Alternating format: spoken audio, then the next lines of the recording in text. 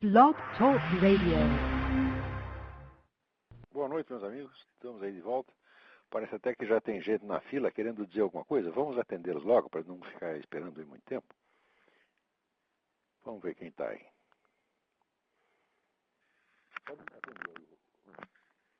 Alô? Alô? Alô?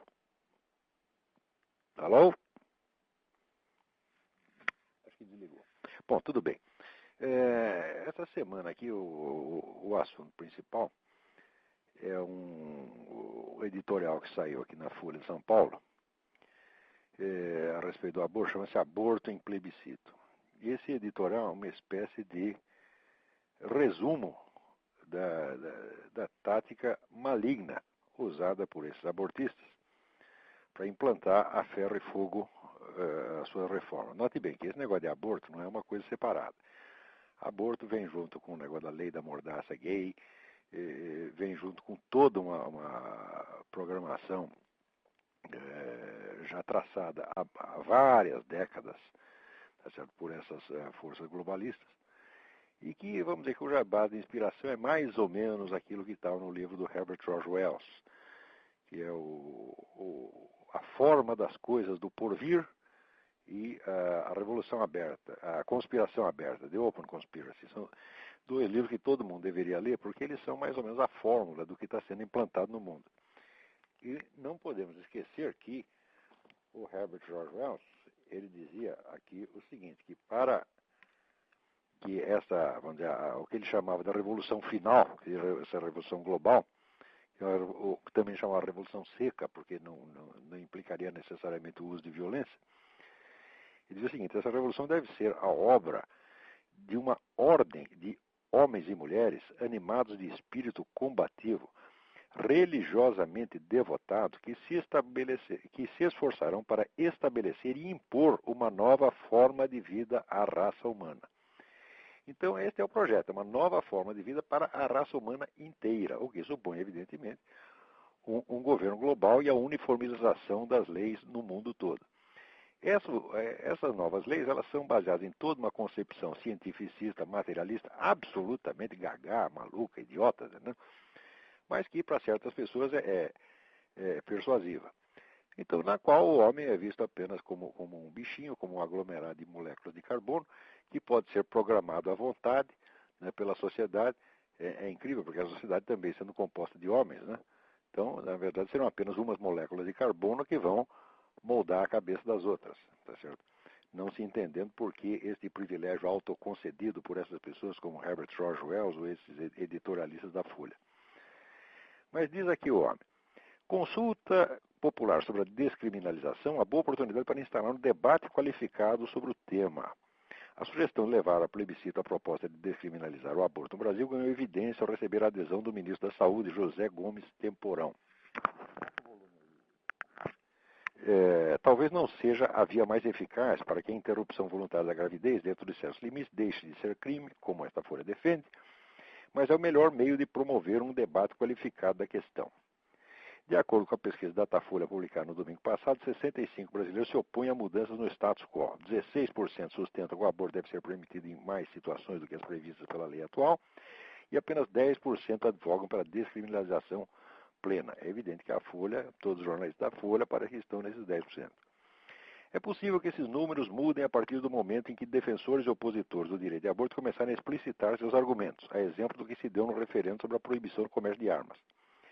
Mesmo que o eleitor decida que tudo deve ficar como está, o saldo do eventual plebiscito terá sido positivo. A população estará mais informada sobre um tema relevante e cada lado conhecerá melhor os argumentos do outro. Em Portugal, que adotou a estratégia plebiscitária, foram necessárias 2 consultas num prazo de 9 anos para que a sociedade mudasse de posição e passasse a apoiar a mudança. Preste bem atenção. A Folha já está anunciando que se o resultado do plebiscito for negativo, for contra o aborto, eles mais tarde eles vão continuar com a propaganda e vão fazer outra e vão insistir. Por quê? Esse pessoal, vamos dizer, da Revolução Global, eles não desistem por nada deste mundo. Eles não estão dispostos a negociar e ceder. Tudo que eles cedem é temporário e depois eles voltam à carga.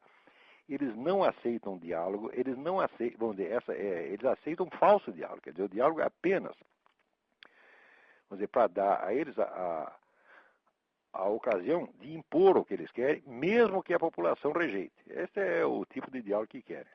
Agora, para provar a má intenção dessa gente, já está aqui, a Folha alega o seguinte: segundo a metodologia desenvolvida pelo Instituto Alan Guttmacher, Centro de Pesquisa de Saúde Reprodutiva e Políticas Públicas dos Estados Unidos, realizam-se no Brasil 1.100.000 abortos clandestinos em 2005, número maior que o de 1992. Seria descabido cogitar levar esse exército de mulheres e seus médicos e parceiros para trás das grades, como preconiza a legislação. Em primeiro lugar, a Folha não informa aos leitores o que é esse Instituto Alan Guttmacher. Alan Guttmacher foi presidente da Planned Parenthood, que tem uma rede de clínicas de aborto. Isso aqui não é um centro de pesquisa, é um centro de propaganda. Segundo, esse pessoal que usou esse tipo de argumento, de que já existe milhões de abortos ilegais, esse pessoal já foi denunciado por um deles mesmo, que é o Dr. Bernard Nathanson, que era um dos líderes da campanha abortista nos anos 60 e 70, e que ele confessou recentemente que esse pessoal, inclusive ele próprio, manipulou barbaramente as estatísticas. Ele disse que na época eles diziam que havia também 1 milhão e meio de abortos clandestinos por ano. Havia no máximo, na mais ousada das hipóteses, havia 100 mil. Tá certo? E eles aumentaram isso aí para 1,5 milhão. Estão fazendo a mesmíssima coisa no Brasil com a ajuda da Folha. Quer dizer, a Folha não tem direito nenhum de citar esse Instituto Alan Guttmacher como se fosse uma entidade científica neutra. Tá certo? Como se já não tivesse esse instituto, já não tivesse envolvido em tretas anteriores. Na verdade, esse instituto é apenas uma organização de fachada da Planned Parenthood.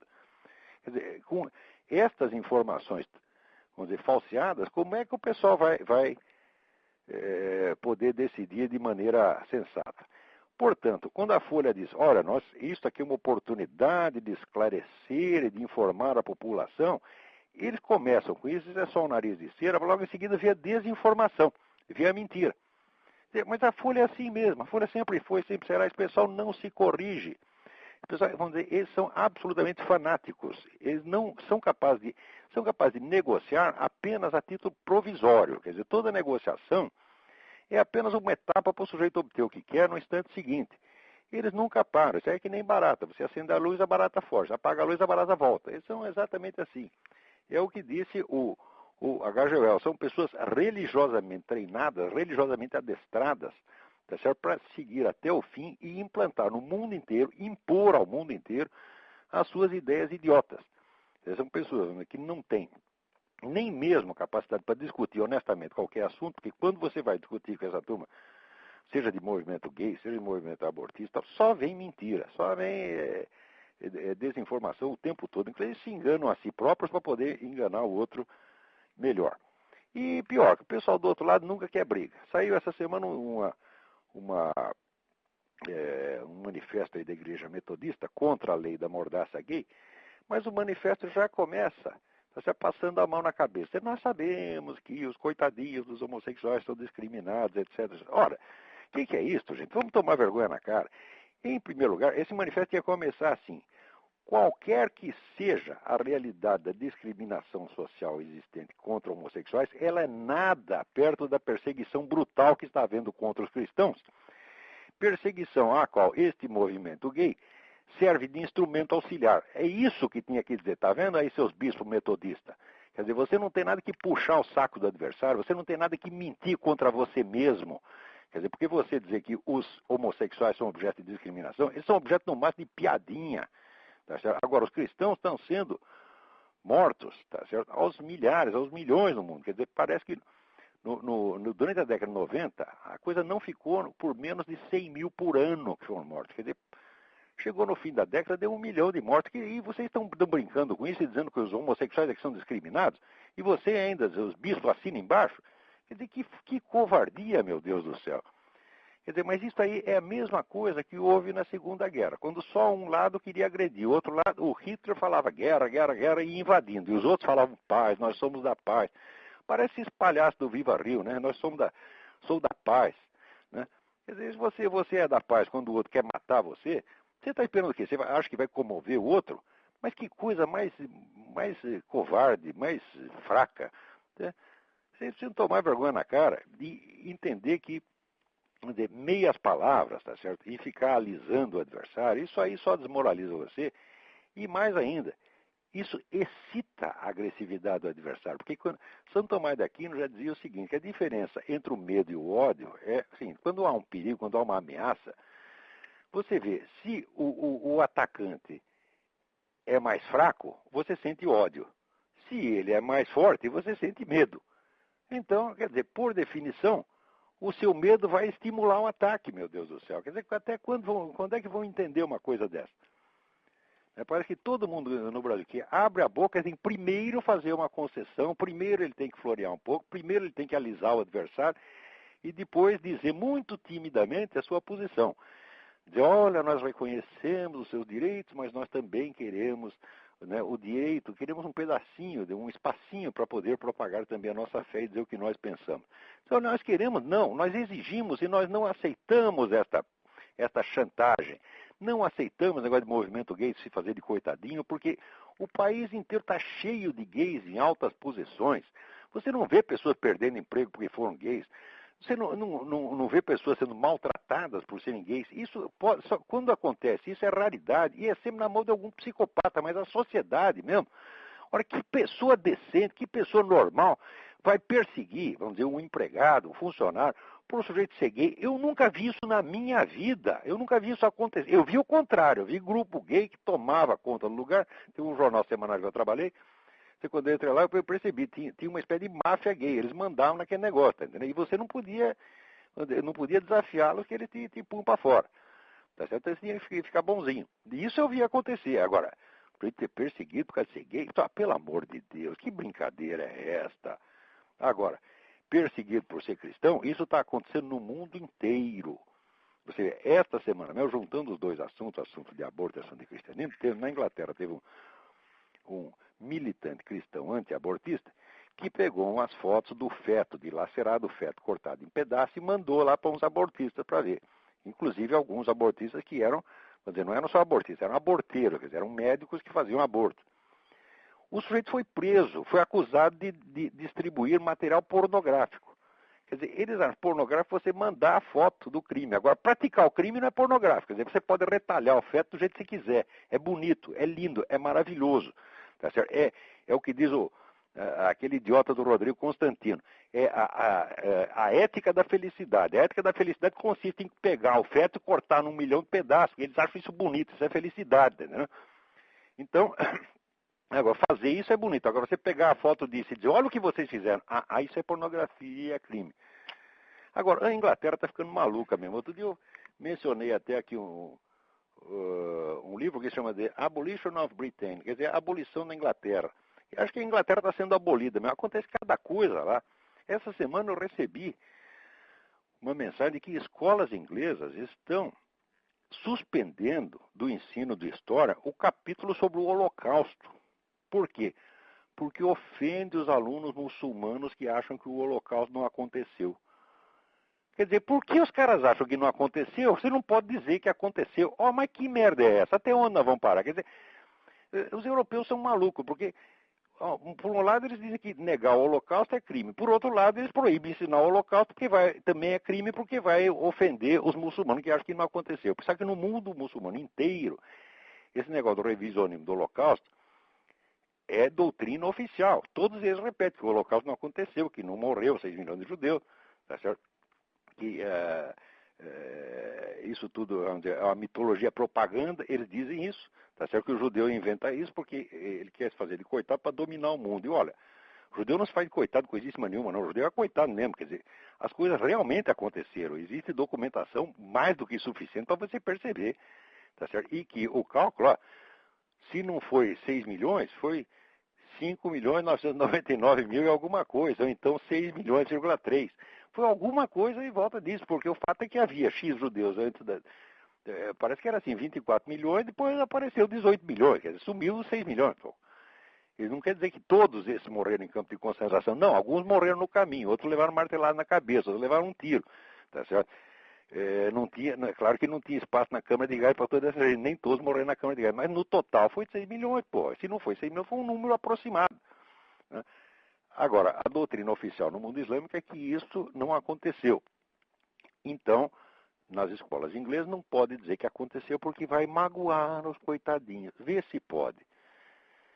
Quer dizer, como é esse negócio? Outro dia mesmo eles prenderam, na Áustria prenderam aquele historiador David Irving, que note bem, o David Irving não é um negador do Holocausto, ele nunca disse que o Holocausto não aconteceu, ele não é nem um historiador do Holocausto, ele não tem um único livro sobre o Holocausto, ele fez o livro Hitler's War, a biografia do Goebbels, estudou os principais líderes nazistas. E os livros não são ruins de jeito nenhum, são livros bastante documentados. Agora, ele de vez em quando aparece com umas ideias esquisitas, tá certo? Mas ele negar o Holocausto, ele nunca negou, tá certo? Bom, prenderam o cara como negador do Holocausto. Agora, o governo inglês que chega e proíbe ensinar o Holocausto porque vai ofender os muçulmanos? Que merda é essa? Que coisa mais louca? Que continente de tarados é esse? Quer dizer, a Europa está totalmente desfibrada. A Europa está acovardada, está de gelo, nem está mais de gelo, já está de 4. Tá certo? Graças a esse pessoal, que se acha liberal, progressista, etc., etc., e que fica, vamos dizer, corroendo o que resta, vamos dizer, dos valores judaico-cristãos, achando que isso vai ser um progresso extraordinário, quando isso só serve para uma coisa. Isso só serve para deixar o pessoal num vácuo espiritual desesperador e para abrir as portas para o Islã. Quer dizer, vocês tornam a Europa não vai ficar até 2 dias, entendeu? No terceiro dia ela vai aderir ao Islã, como de fato isso já vem acontecendo. O número de intelectuais que passaram, vamos dizer, por aquele famoso trajeto. Primeiro eles eram comunistas. Depois, desiludidos do comunismo, passaram para o liberalismo ateu. Não. Quer dizer, o sujeito, o que ele faz? Ele recua para uma etapa anterior da Revolução. Tá certo? Ele já não está mais no manifesto comunista, tá certo? Ele recua para o tempo da Revolução Francesa. Então agora ele é o liberal ateu. Né? Depois vira liberal ateu um tempo, daqui a pouco começa a ser namorado do Islã e vai parar no Islã. É o que aconteceu com Roger Garaudy e outros tantos. Quer dizer, o trajeto do Roger Garaudy vai ser o trajeto europeu. Quer dizer, vocês desistem do comunismo, ficam desiludidos com o comunismo, voltam para os ideais da Revolução Francesa, os quais não se aguentam, porque são uma coisa totalmente vazia, baseada num cientificismo oco. Daqui a pouco chegou o Islã com um discurso muito mais coerente, muito mais poderoso do que, pronto, você adere ao Islã. É exatamente o que está acontecendo. Quer dizer, outro dia eu vi um sujeito que mandou uma charge que era assim, mostrar uma praia europeia em 1900. Então estavam as mulheres com aqueles maiô que ia até o tornozelo, né? Depois, na Europa de 1950, já estavam as mulheres com o maiô curtinho. Depois estava de biquíni. Depois estava de tanguinha. E depois, na última, era Europa 2010. Estava todas as mulheres de burca. Que aquilo não é uma roupa, aquilo é um pacote. Ela estava empacotada de burca que você só via os olhinhos. Né? E é assim que vai ser. Quer dizer, depois de você o fio dental, daí o topless, etc., burca. É assim que vai terminar o negócio. Bom, vamos ver aqui alguns e-mails. Se não tem aí ninguém na fila para falar, vamos ler uns e-mails. Alex Herman. Sou um grato aluno do curso de filosofia, nem sempre apresentou as aulas por conta de uma faculdade de direito que resolvi cursar à noite. Tenho várias questões. Bom, só vou responder uma delas. Está aqui, sobre ceticismo e religião. É muito comum em conversas com céticos extremados que esses atribuem um milagre, expliquem um milagre, alegando que a ciência, num futuro incerto, descobrirá a causa do fenômeno. Essa conclusão fala que ele duvida de tudo e não aceita a possibilidade de um acontecimento sobrenatural. Muito bem. Olha, o sujeito que duvida de uma alegação de milagre por causa de uma coisa que ele acha que vai acontecer no futuro, ele está mostrando que ele sim é que tem a fé, porque ele já está acreditando, tá certo? Ele já aposta numa explicação futura. Ele não tem essa explicação. Jamais houve um único dos grandes milagres que fosse, vamos dizer, explicado, entre aspas, cientificamente, que se comprovasse que foi outra coisa e não um milagre. Nunca aconteceu, mas nenhum. O que você faz é um montão de hipóteses. Quer dizer, o que você faz? Você mostra que aquilo que aconteceu por meios sobrenaturais talvez pudesse ter acontecido por uma conjunção extraordinária e mais miraculosa ainda de fatores naturais. Né? Como, por exemplo, o negócio do Moisés abrir o Mar Vermelho para o pessoal passar. Então eles mostram que não, poderia ter havido um deslocamento do terreno no fundo do mar, blá, blá, blá, blá. Ah, sim, aconteceu tudo isso, todo esse processo imensamente complicado aconteceu exatamente naquele mesmo momento. Tá certo? Quer dizer, seria ainda mais miraculoso. Então, essa alegação, quer dizer, é estúpida. Você não pode alegar a autoridade da ciência futura, a autoridade de um conhecimento que você, na mesma hora, está dizendo que você não tem. E quem quer que faça isso, você não está falando em nome da ciência, está falando em nome de um fanatismo, de uma idiotice. Agora, eu acho uma das coisas mais engraçadas na discussão com esse pessoal, onde é ateu militante, é que, por um lado, eles dizem assim para você, dizem, a sua crença é mera fé cega. Em seguida, ele quer que você prove que Deus existe, prove a ressurreição de Cristo, etc. Ah, mas se ele mesmo diz que é fé, por que eu é que tenho que provar, ó raios? Quem tem que provar é eles que dizem que estão falando em nome da ciência, tá certo? Então, mas eles transferem o ônus da prova, tá certo? Se você mesmo está dizendo, a minha religião é uma questão de fé, então você não tem que provar coisíssima nenhuma. Então, às vezes vocês aprendem isso. Quando alguém chegar para você com essa exigência, prove isso, prova aquilo outro, você responde, eu não tenho que provar merda nenhuma, meu amigo. Quem está falando aqui em nome da ciência é você. Você mesmo diz que eu falo em nome da fé e em seguida me exige provas. Agora você fala em nome da ciência, então é você que tem que provar, porra. Então você pode fazer as seguintes perguntas. Primeiro, fulaninho, qual é a ciência que você pratica? Você é físico, você é químico, você é geólogo? A sua ciência estuda a existência ou inexistência de Deus? Não. Então você está falando em nome de uma outra ciência que você não pratica. Qual é a ciência que estuda a existência ou inexistência de Deus, meu filho? Não existe nenhuma ciência experimental que estude isso, então cala a boca, burro. Tá certo? Você está falando de uma coisa que você não conhece. Né? E em segundo lugar, tem um outro aspecto, que aliás eu vou abordar no próximo dia 18, agora vai ter o seminário de filosofia em São Paulo, vai ser transmitido por videoconferência para ir a realizações, que é o seguinte problema. Você veja, a ciência, nenhuma ciência estuda fato concreto, porque o fato concreto é a junção, num momento e lugar, de uma infinidade de acidentes que tornam aquele fato possível. Quer dizer, nenhum fato concreto é redutível, vamos dizer, a definição que é dada dele por uma determinada ciência. Por exemplo, o fato pode ter um aspecto jurídico, um aspecto sociológico, um aspecto psicológico, um aspecto psicoquímico, etc., etc., e assim por diante. Quer dizer, o número de aspectos que compõem um fato concreto é, por definição, ilimitado. Nenhuma ciência estuda nenhum fato concreto. Quer dizer, a ciência só estuda o fato sob determinado ângulo, que é aquele que é correlativo aos métodos e aos objetivos desta ciência em particular. Quer dizer, a ciência só estuda fato abstrato. O fato abstrato é um aspecto separado da realidade concreta. Tá certo? Então eu digo, olha, isso quer dizer que se você somar todas as ciências, elas não podem opinar sobre um único fato concreto. É isso que as pessoas realmente não sabem. Quer dizer, a ciência só cuida de fato abstrato, só cuida de aspectos abstrativamente separados do todo. Tá certo? Ora, a este todo, todos nós temos acesso, porque nós vivemos na realidade concreta. Tá certo? A separação, a divisão, a distinção do fato concreto nos seus vários aspectos estudados pelas várias ciências é posterior. Inclusive, essa subdivisão não acaba, quer dizer, pode surgir novas ciências que estudem novos aspectos amanhã. Isso nunca vai esgotar. Tá certo? Portanto, quando você diz a respeito à fé, você não está falando uma coisa doutrinal, uma coisa apenas de uma doutrina, você está falando de algo que realmente aconteceu. E se você fala de um milagre, você fala de algo que realmente aconteceu, você fala de um fato concreto. Tá certo? A respeito desse fato concreto, não tem nenhuma ciência que possa dizer nada, não. Ela pode dizer sobre um aspecto, sobre outro, mas que nunca vai compor um fato concreto. E em terceiro lugar, o que é mais grave de tudo, tá certo? É que as pessoas hoje começam a falar em nome da autoridade da ciência como se a ciência tivesse com a corda toda. Ora, dentro da modernidade, existe toda uma série de contradições, de conflitos. Um deles é o dos desconstrucionistas com a ciência. E quando você pega a crítica que os desconstrucionistas fazem à concepção científica, é arrasadora e eles têm toda a razão. Quer dizer, mas aí é uma briga de monstro, mas você não importa. Quer dizer, desconstrucionista não presta e os caras da ideologia científica também não, mas o fato é que o desconstrucionista desconstrói mesmo esse discurso científico e mostra que frequentemente ele não é senão, vamos dizer, a projeção de preconceito e de símbolos, de crenças que são vigor na sociedade.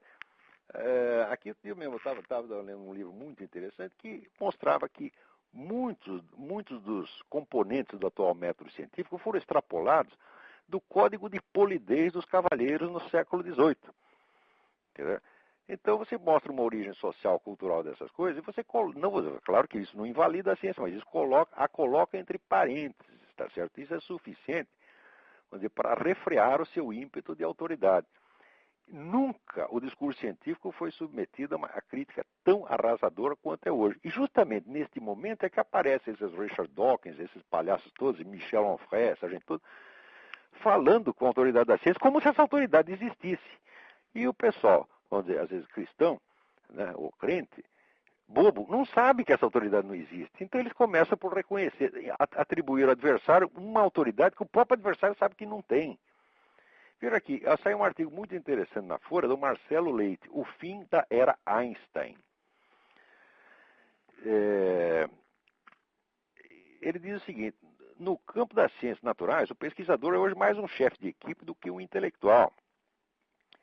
Quer dizer que o trabalho científico está se tornando cada vez mais, vamos dizer, um puro trabalho burocrático, de organização burocrática, onde a quantidade de trabalho intelectual de fato é mínima. E é dividida cada vez entre um número cada vez maior de pessoas. Por outro lado, acontece que está aí também na revista inglesa Prospect, um artigo muitíssimo interessante, esqueci o nome do autor agora, que diz que em muitos campos da ciência moderna estão se usando, vamos dizer, cálculos tão complicados, quer dizer, operações tão longas, tá certo? Que um computador faz rapidamente, mas que implica um número tão grande de passos e de dados que aquilo não é acessível ao controle humano. Então os caras já não sabem mais se aquilo prova alguma coisa ou não prova. Digo, olha, a ciência em nome do qual esses idiotas estão falando aí com tanto ar de autoridade é esta ciência. É esta ciência que está cheia de rombos, de furos, de incoerências, de absurdidades lá dentro, né? E que, no fim, vive apenas um conjunto de crendices, se você pensar bem. Não confundir, agora, sempre que a gente fala isso, aparece um idiota dizendo, mas como você explica, então, a tecnologia, etc. Tecnologia tem merda nenhuma a ver com ciência. Tá certo? Técnica funciona ao contrário da ciência. Ciência, vamos dizer, é a redução de um conjunto de fenômenos a um princípio que os explica homogeneamente. Tá certo? Como, por exemplo, vamos supor, você pega o fenômeno do raio e pega o fato de que quando você passa a mão no gato, às vezes você toma choque. Você reduz esses dois fenômenos totalmente diferentes a um princípio comum que você chama de eletricidade, o qual também, parênteses, você também não sabe o que é. Porque até hoje ninguém explicou que raio de coisa é uma carga elétrica.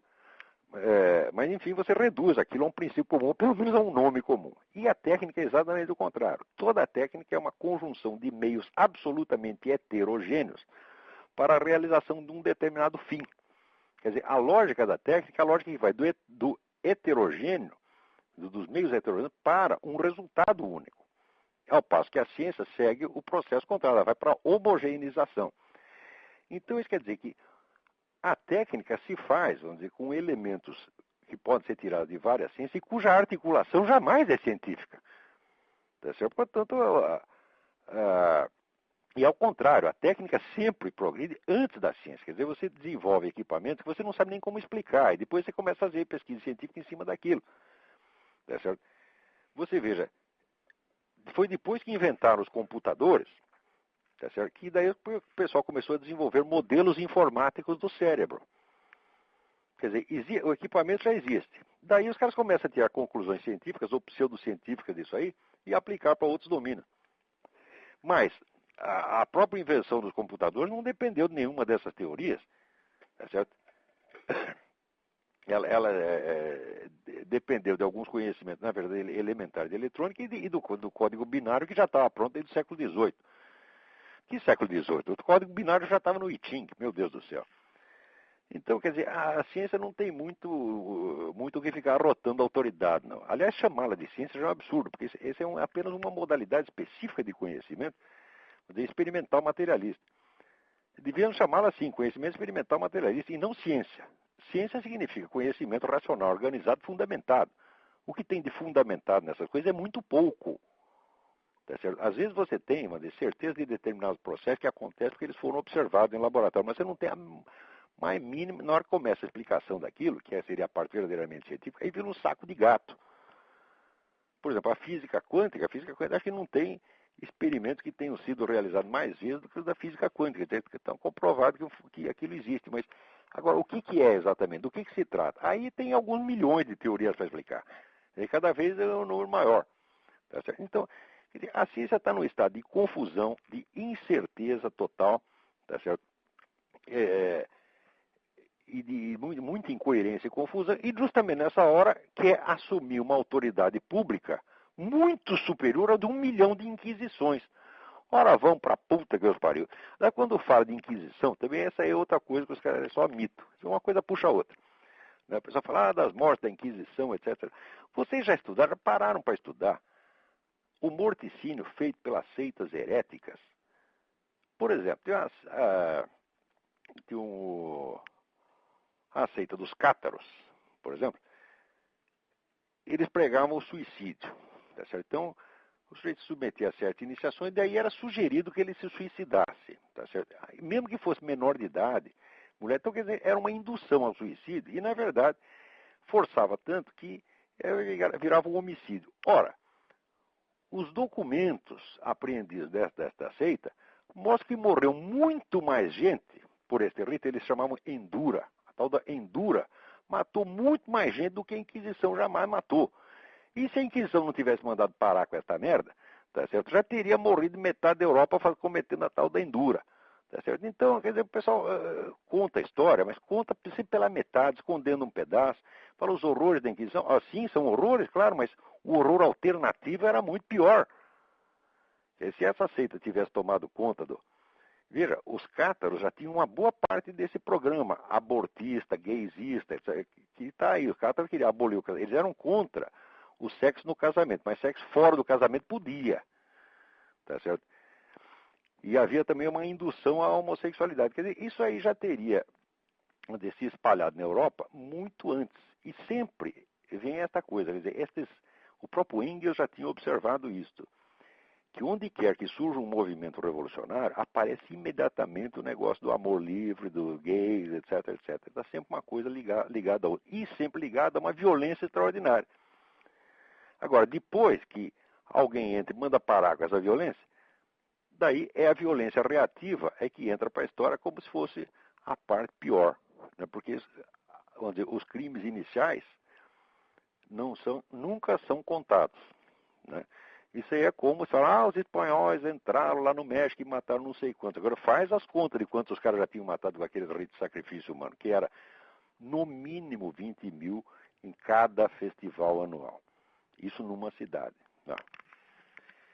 Muito bem. Vamos ver aqui. Agora, com relação a esse negócio do aborto, não vamos esquecer o seguinte, que quando começa, já a Folha diz, isso é uma boa ocasião para a gente difundir informações e fazer um debate honesto de parte a parte. Em primeiro lugar, não é debate, você fala de debate honesto só com pretexto para ele mentir em seguida. Em segundo, a organização Globo já está do lado do aborto. Aqui você pode ver pela revista Época, está aqui a promoção do aborto. Eles contam coisas horríveis do aborto, descrevem experiência horrível do aborto, só para dizer que o aborto tem que ser praticado em maior quantidade e sob patrocínio do governo. Como se o governo tivesse condição de fornecer aborto, vamos dizer, em condições melhores do que as senhoras da sociedade pagam para fazer em clínica chique. Isso é uma besteira, tá certo? Né? E, em segundo lugar, é sempre, vamos dizer, com aquele argumento fictício de que existe 1,5 milhão de abortos. Esse argumento foi inventado para o Brasil como foi inventado para os Estados Unidos. Tá certo? Quer dizer, esse pessoal é especialista em falsificar estatísticas. Eles já começaram tudo de novo. Agora, você imagina, já entra com estatística falsificada, como entramos no tempo do plebiscito do desarmamento, começa tudo de novo, e de novo vem as duas grandes potências da mídia nacional, que é o Globo e a Folha, todo mundo aí a favor do aborto. Por quê? Porque esse pessoal está diretamente interessado. Quer dizer, então, olha, entidades, essas companhias de mídia no terceiro mundo são apenas office boys desse movimento globalista. Quer dizer, a ordem vem lá de cima, vem dos Rockefellers, vem da ONU, etc. O pessoal obedece direitinho. Eles não são nada mais do que executores de um programa que já vem pronto. E eles são pessoas exatamente como o H.G. Wells queria. Quer dizer, que são pessoas animadas do espírito combativo, religiosamente devotadas a estabelecer e impor uma nova forma de vida. Não se trata de um novo regime político, é uma nova forma de vida.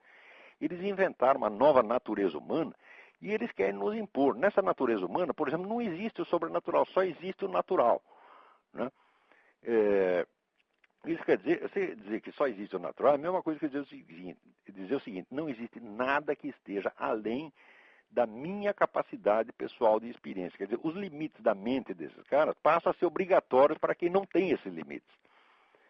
Quer dizer, o sujeito que, para mim, o sujeito que não concebe, vamos dizer, que existe nada acima da natureza física, é uma besta quadrada, porque a natureza física, ela certamente tem algum fundamento. Quando o cara começa a mostrar, por exemplo, a própria ideia de Big Bang, né? Se houve o Big Bang, é porque houve encontros, tá certo, de moléculas, de elétrons, num determinado momento, numa determinada proporção. Ora, o que determinava que essa proporção tivesse que produzir os efeitos que produziu? Tá certo? Quer dizer que, se essa proporção vigorou naquele momento, é porque ela já vigorava antes, só que antes não tinham se encontrado os materiais suficientes para isso. Então, significa que esta lei, esta proporção matemática, já era válida antes de existir o presente universo. O que isso já é prova, tá certo, de que a natureza física não é o extremo limite da realidade. Se ela fosse o extremo limite da realidade, ela não poderia ter uma estrutura matemática. Mas se ela tem uma estrutura matemática, a estrutura é válida independentemente disso se manifestar no tempo ou não. É um raciocínio muito simples, mas que para certas pessoas está muito acima da capacidade deles. Bom, vamos ver se tem algum outro e-mail aqui. Peraí, tem gente na linha, vamos ver. Alô? Alô? Olavo. Sim. Olavo. Sim. É o Márcio de Brasília. Oi, tudo bem? Tudo bom, Olavo? Tudo bom. Eu queria que você comentasse duas frases que saíram na Folha mês passado, num artigo. Depois eu vou dizer as frases e o autor e depois você comenta, por favor. A primeira é: levar a sério a opinião dos religiosos a respeito da melhor estratégia para combater a AIDS é tão ridículo quanto contratar epidemiologistas para rezar missa e ouvir confissão. Diminuir a velocidade de disseminação do HIV é tarefa para técnicos da mais alta qualidade, capazes de elaborar programas de prevenção baseados em evidências científicas incontestáveis. E a outra é: quanto sofrimento humano esses Olha, eu senhores te dou aqui uma evidência científica incontestável. Pois é. Se você não trepa com a dona fulana, você não passa AIDS para ela, nem pega AIDS para ela. Isso é a mais óbvia evidência científica. Eles querem negar isso aí. E a outra é a seguinte: quanto sofrimento humano esses senhores de aparência piedosa ainda causarão em nome de Deus impunemente? O artigo foi o do Drauzio Varela, chamado O Crime da Camisinha. Ô, Drauzio Varela, esse é um empulhador. Esse cara, isso é uma bolha de sabão. A que sofrimento humano ele está se referindo? Quer dizer, o sujeito quer comer a vizinha e não pode? Isso é um sofrimento inenarrável?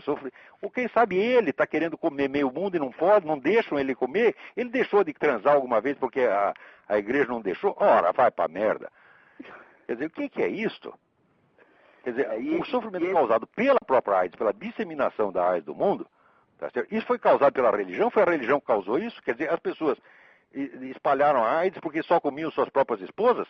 Foi assim que eles fizeram? Ora, porra! Quer dizer, o sujeito inverte a realidade. Quer dizer, é claro que a AIDS está ligada à própria liberalização dos costumes sexuais. Isso é uma evidência científica, mas óbvia. Quer dizer, onde você tem, vamos dizer, uma conduta sexual mais refreada, a AIDS não se dissemina, porra. Agora, esse sujeito inverter a coisa, ainda vem, olha, vem falar em nome de uma ciência que ele não sabe o que é. O sujeito que diz que isso é ciência, ele não tem a menor ideia do que é.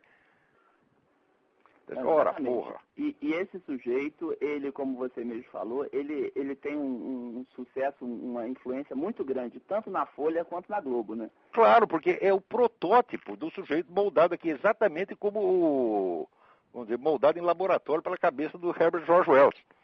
Exatamente. Quer dizer, um sujeito fanático que tem ódio a coisas que ele não entende, ódio àquilo, tudo aquilo que está acima da capacidade dele, tá certo?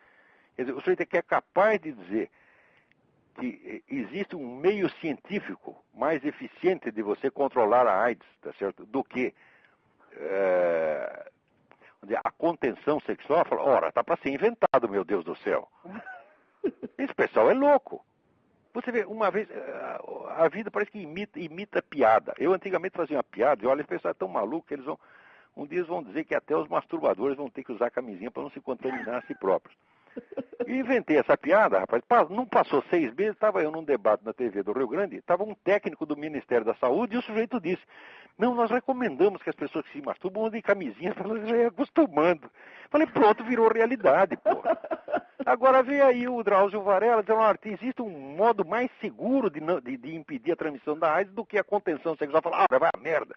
Você pode não gostar da contenção sexual, tá certo? Eu, durante toda a minha juventude, usei e abusei. Naquela época eu não tinha AIDS, podia fazer tudo, né? E se mandasse parar, é claro que eu não ia gostar. Mas se dissesse, é uma questão de vida ou morte, agora pode contaminar, a gente para, ué. Existem coisas mais importantes do que o prazer sexual. A sua sobrevivência é uma delas. Então, o cara que não entende isto, tá certo? Quer dizer, ele acha assim, que o sujeito ser condenado a comer só a sua própria esposa é um sofrimento inenarrável. Então pergunto ele, quantas o senhor está comendo além da sua? Hã? É bom o senhor avisar, porque assim, os homens casados não vão chegar perto de você, porra. Se você acha que isso é um sofrimento indescritível, né?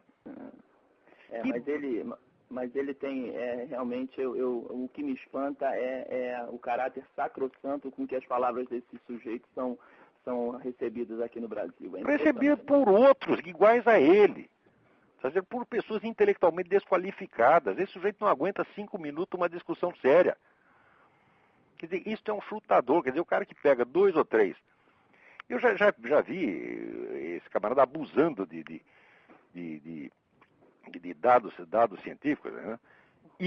O cara hipertrofia, pega uma coisinha desse tamanho, pequenininha, e hipertrofia para dar a impressão de que aquilo é uma monstruosidade, né?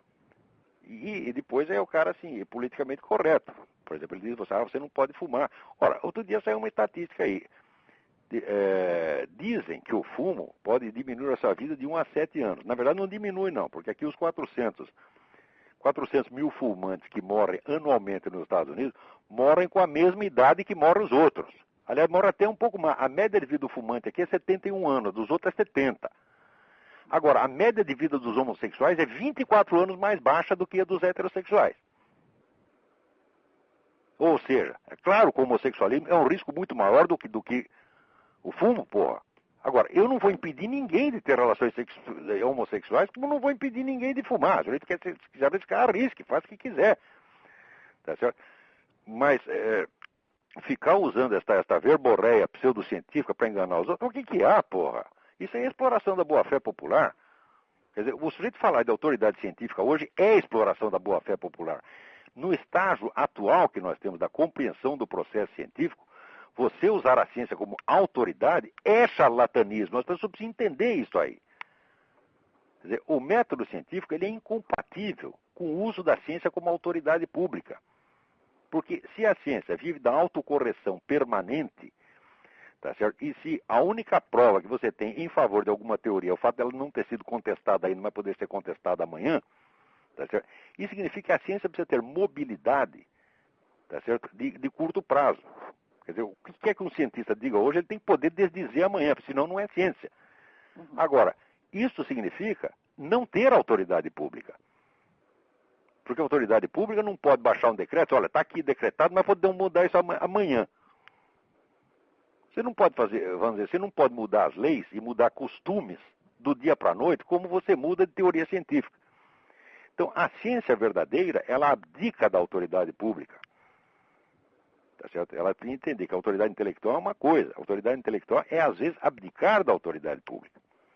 Tá certo? Mas os caras não chegam nem a entender. E se eu falar isso pro Drauzio Varela, ele nem sabe do que eu estou falando. Quer dizer, esse camarada ele não tem a menor ideia, vamos dizer, do que existe hoje de conhecimento profundo na parte da crítica do conhecimento científico. Não é da crítica da pseudociência, é da própria ciência. Tá certo? Quer dizer, até, vamos dizer, eu acho muita cara de pau. Quer dizer, depois de todos esses 50 anos de desconstrucionismo, o cara ia apresentar a ciência como se fosse uma autoridade revelada. Ora, o que é isso, porra? Tá bom, Olavo, te agradeço aí. Aí eu que agradeço. Deus te abençoe. A você também. Amém. Então, vamos ver o que mais temos aqui. Aqui, é incrível, esses americanos, aqui saiu na Newsmax, que é uma agência muito boa. Olha aqui, Chaves e Silva entram em choque por causa do etanol. Profundo discordância quanto ao etanol está criando fricção entre o presidente Hugo Chávez e seu colega brasileiro Luiz Inácio Lula da Silva. Os americanos acreditam mesmo nisso. Primeiro, eles acreditam que é possível dois líderes da esquerda revolucionária latino-americana terem um choque um com o outro por causa de interesse nacional. Eles acham que interesse nacional é um fator que pesa para essa gente. Então, olha, meu Deus do céu, o Lula foi criado dentro do movimento comunista internacional e é ali que está as suas raízes, ali que está a sua formação cultural, ali que estão os seus valores, ali que estão os seus amigos. Esta é a pátria dele, o movimento comunista internacional é a pátria dele e do Hugo Chávez também. Agora, quando assumem uma função pública, eles têm que falar em nome do país. Mas isso não quer dizer que para eles o interesse nacional seja uma força motivadora, tá certo? Comparável à da solidariedade revolucionária. Olha, esse americano parece que eles não entendem mesmo cabeça de comunista. Ai, meu Deus do céu. Aqui também, o cara acredita em tanta besteira. Agora, você vê, por outro lado, acabaram de descobrir nas ilhas Kodiak, onde tem aqueles ursos enormes, descobriram uma reserva de petróleo na base de 210 bilhões de dólares. Os caras estão descobrindo petróleo aqui toda semana. Tá certo? E ainda estão assustados com o Hugo Chávez. Eles não precisam de maneira alguma desse petróleo do Hugo Chávez. Eles continuam ligando para isso só por caridade. Vamos ver o que mais temos aqui. Aliás, estamos aqui terminando o nosso horário. Vamos ver se tem alguém na linha aí. Tem. Alô? Alô? Alô? Alô? Quem é? Aqui é o Luiz Afonso que está falando. Luiz Afonso, tudo bem? E aí, tudo jóia? Aqui tudo perfeito. Ah, legal. Aqui tem um maluco que entrou numa escola e matou 22 estudantes. Nossa. Ontem, e depois se matou. Agora você vê, se tivesse um professor armado lá, isso não acontecia. É verdade. Na escola aqui você não pode nem chegar perto com arma, só bandido pode. Então agora o sujeito entra lá, porque ele sabe que lá está todo mundo desarmado, entra lá e faz uma festa. Ah, legal. Olá, em primeiro lugar eu queria mandar um abraço, que eu encontrei dois estudantes aqui em Coimbra, o Naliel e o Maxwell. Manda um abração para eles. E pedindo para mandar um abraço para ti. Outra coisa é o seguinte, com relação ao aborto, eu fiquei surpreendido com o último programa que tu falaste que o povo brasileiro rejeita em massa, e as pesquisas estão dando que o aborto é rejeitado pela maioria da população, não é? 65% rejeita totalmente. Vejam só um paralelo, porque há pouco tempo teve o plebiscito do aborto aqui e o sim, né, pela liberação, ganhou. Sendo Portugal um país que, a meu ver, é mais católico, vamos dizer assim, praticante do que o Brasil, né? Isso me surpreendeu. Mas eu estou dizendo que faz tempo que o brasileiro é um povo profundamente conservador e não tem quem fale em nome dele. Não existe um partido conservador no Brasil. O conservadorismo foi proibido, virou extrema-direita. Isso é sinal que existe uma onda subterrânea que às vezes ela irrompe aí essa onda vermelha? Como é o negócio? Que existe uma onda subterrânea desse conservadorismo que às vezes ele surpreende os comandantes em chefe da nação hoje, né? Dando provas da sua contrariedade. Pois é, mas esse conservadorismo ele não pode ter canais de expressão política, está proibido, né? Então, quer dizer, a nação inteira está na extrema-direita. E a Folha que vira o mainstream, né? Quer dizer, aquela meia dúzia de garoto bobo da Folha, eles são o mainstream, eles são a opinião central e equilibrada. O resto da nação está toda à extrema-direita. A maior razão para o pessoal votar aqui a favor do aborto era para ser tão moderno quanto as outras nações da Europa, como a França e a Espanha, onde já foi liberado o aborto também. Complexo de inferioridade. Qual é a vantagem de ser moderno? Você veja, a Revolução Francesa foi moderna, a Revolução Russa foi moderna, o nazismo foi moderno. Toda essa gente, ninguém era conservador, todo mundo queria, vamos dizer, tudo moderno, né? Tudo de ponta, como se diz hoje. A Alemanha estava na ponta da tecnologia e na ponta dos experimentos sociais, inventando uma sociedade nova, né? Quer dizer, qual é a vantagem de ser moderno? Quer dizer, por que o fato de ter vindo depois é melhor do que o que veio antes? Ora, que merda. É uma ideia besta, né? Totalmente besta. E, Olavo, outra coisa é o seguinte, eu queria... aquele conceito de Estado laico, que até agora a gente comentava que isso nunca existiu em nenhum momento histórico aí, né? Na história humana. E o Estado laico, mas não a civilização laica, né? Agora, o que eles chamam de Estado laico é o Estado antirreligioso. Eu digo, ora, merda, se é laico, ele não dá palpite em matéria de religião. Né? Eu quero que ele não é o Estado laico, eu quero o Estado ateu militante, não é laico. Né? Ou seja, isso é fraude, mas o Estado laico é fraude. Ou seja, esse Estado que eles falam aconteceu aonde o comunismo foi implantado, pelo menos inicialmente eles Mas fizeram exatamente, quando começa esse pessoal, tipo Michel Onfray, Dawkins e outros, né, eles querem erradicar a religião. O Michel Onfray diz até, nós não podemos ter tolerância. Nós temos que nos organizar e acabar com isso. Agora, o que ele quer? Quer banir a religião. Como é que vai banir? Vai ter que proibir. Mas isso já foi feito. Exatamente. Já morreu milhões de pessoas nessa brincadeira. Agora eles querem fazer tudo de novo, com outro nome. Quer dizer, vão chegar isso nos não pode ser mesmos tolerado. Esses camaradas, a gente tem que calar a boca deles, tá certo? Na base do desmascaramento impiedoso e cruel da sua maldade, da sua mendacidade, da sua vigarice. Tá?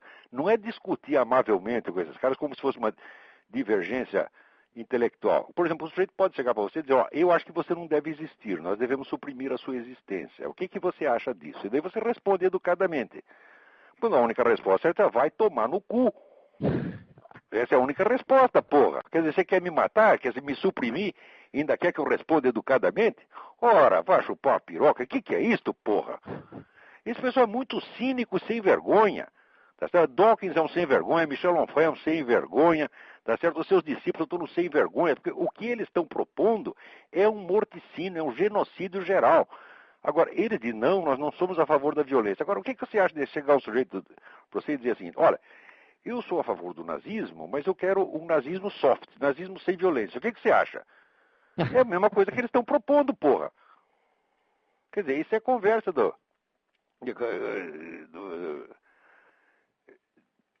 né? Lembra essa coisa? Tem um filme espanhol chamado Torrente, você assistiu?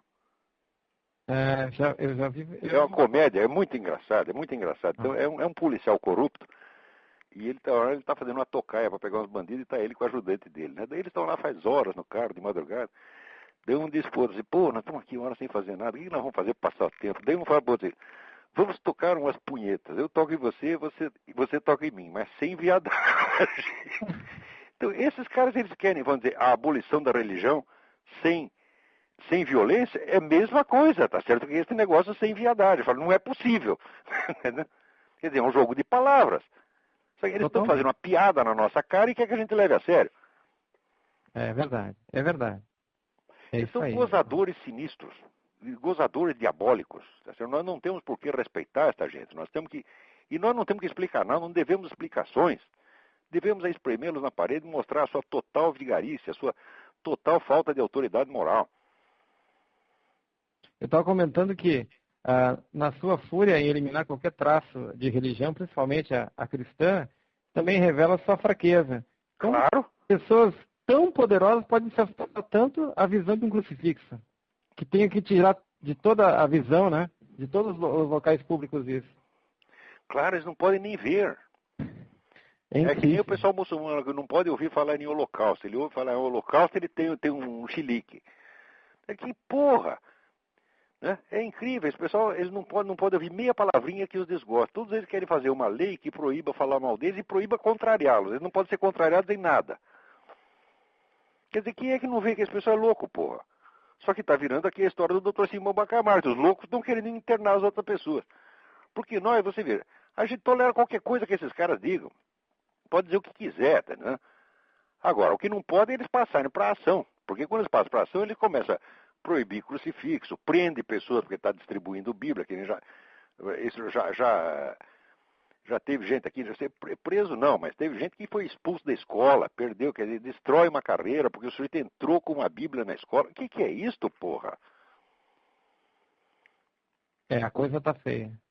Agora está ficando feio mesmo, quer dizer, uma perseguição aberta. Agora, perto disso, chega esse pessoal homossexual dizendo que é perseguido. É perseguido o raio que os parta. Perseguido coisíssima nenhuma, porra. Se fossem perseguidos mesmo, eu ia ser o primeiro que ia defendê-los. Mas eu não estou vendo essa porra da perseguição. Mas a perseguição anticristã, ela está visível aos olhos de todo mundo. Embora a imprensa esconda, você tem documentação suficiente. Quem quiser saber disso aí, que veja o site Voice of the Martyrs, que é o site dos discípulos do pastor Richard Wurmbrand, que é aquele que ficou 16 anos na cana na Romênia, sofrendo torturas horríveis. Não era tortura que nem aquela de Abu Ghraib, não era negócio de botar calcinha na cabeça, não. Era coisa medonha mesmo, de arrancar os dentes do nego um por um. E pior, chamava dois e ficava arrancando dentes, chamava um padre e um rabino, e ficava arrancando os dentes do rabino, né? Até olha, se você não abjurar a sua religião, nós vamos arrancar todos os dentes dele. Daí fazer a mesma coisa com o outro, invertir. Isso era a tortura que os comunistas faziam. Quer dizer, para quê? Para erradicar a religião, porque diziam a mesma coisa que esse Dawkins diz hoje. A religião é a origem de todos os males. Eu digo, bom, qual é os bens que você fez para opor a esses males? Né? Em nome de que bens você fala? Porque eu sei, a igreja inventou os orfanatos, inventou os hospitais, inventou as maternidades, né? Cuidou dos doentes, né? E ofereceu milhões de mártires, né? Que atravessavam o mundo para ir lá socorrer populações desvalidas. Isso a igreja fez. Agora, e você fez o quê? Em nome do que você vem dizer que a religião é a origem de todos os males? Ora, porra. Você vê, a antirreligião, em 2 séculos, matou mais gente do que morreu em todas as guerras. Não estou falando de guerra religiosa. Se você somar todas as guerras, não das guerras da história, não dá o número de gente que essas revoluções ateístas mataram. Né? Com certeza. É incrível, incrível. Na Veja da Semana, tem uma entrevista, da semana passada, desculpa, tem uma entrevista com o Tarso Genro, que ele fala que o primeiro herói dele foi Lenin, e que ele reconhece que Lenin, na verdade, foi um herdeiro dos ideais do iluminismo. Olha só. Mas é claro que foi. No iluminismo já começou cortando cabeça, esses caras também cortaram. Agora, onde o iluminismo deu bons frutos foi só na Inglaterra. Porque o iluminismo inglês, na sua corrente principal, não era antirreligioso, não era anticristão e não era revolucionário. Quer dizer, usa o nome iluminismo, até por, não sei nem se o nome é certo. E se você vê os grandes pensadores do iluminismo inglês, como Burke, Shaftesbury, Adam Smith, nenhum deles era revolucionário, nenhum deles era anticristão. E foi lá justamente que se conseguiu criar prosperidade, criar democracia, criar um equilíbrio político, criar os direitos civis. E foi a Inglaterra que começou a acabar com a escravidão no mundo. Entendeu? Quaisquer que tenham sido a sacanagem que o inglês fez muito sacanagem, sobretudo do ponto de vista comercial, mas deste ponto de vista, foi uma nação que teve um papel civilizador no mundo. É isso? Agora, sobretudo, graças à religião. Ah, com certeza. O que ninguém entende é que, na verdade, a mão invisível do Smith é a providência divina. Mas sem dúvida, mas você vê, o Smith estava em pleno acordo com os escolásticos portugueses, que ele não leu, mas ele, assim, de orelhada ele pegou. Quando ele fala mão invisível do mercado, os escolásticos portugueses diziam que só quem pode calcular o preço justo é Deus. E Deus calcula isso através do quê? Da Vox Populi. Perfeito. Se as pessoas aceitam o preço da coisa, elas compram. Se elas não aceitam, elas não compram. É a coisa mais óbvia do mundo, É verdade. Então, olha, eu acho que nosso tempo aqui está acabando. Pô, que então, pena, eu peguei na metade do programa, vou ter que ver agora, depois, a metade que eu perdi, mas valeu, de qualquer maneira. Não tem importância, eu acho que tem mais um e-mail aqui que eu precisava responder, mas eu vou ter que deixá-lo também para a semana que vem. Não tem importância. Tudo Fica bem, assim mesmo. Então, muito obrigado a você, muito obrigado a todos, até a semana que vem. Um abraço. Tchau.